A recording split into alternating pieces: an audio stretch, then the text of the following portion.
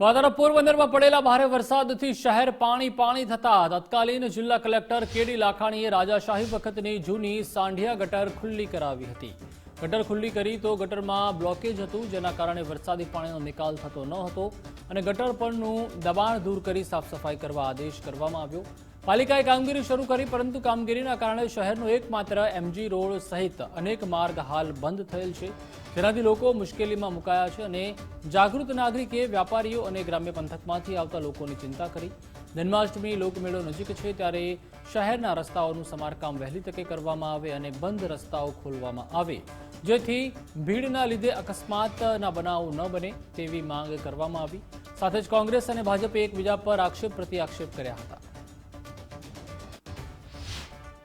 પોરબંદરની અર્થવ્યવસ્થા ખોરવાઈ ગઈ છે અને ભૂગર્ભ ગટર ખોદવાને કારણે મોટાભાગના રસ્તાઓ બંધ છે, અકસ્માતનો ભય છે, વેપારીઓને તકલીફ છે, રાહદારીઓ વાહન ચાલકોને મોટે પાયે તકલીફ છે અને આ ભૂગર્ભ ખાડામાં કોઈ પણ જાતના બેરિકેડ મારવામાં આવેલ નથી, તો કોઈ જીવન જોખમમાં પડે એ પહેલાં આ ભૂગર્ભ ગટરને વ્યવસ્થિત બેરિકેડ મારે અથવા બૂરે એવી મારી નમ્ર વિનંતી છે। બતાવ્યું છે કે અમે ભૂગર્ભ ગટર એટલી સાફ અને સુથરી રાખી છે કે પોરબંદરમાં એક જ દિવસમાં 50 ઇંચ વરસાદ પડે તો પણ તકલીફ ના પડે, પણ ખબર નહીં પૈસા ક્યાં ખેંચ્યા છે।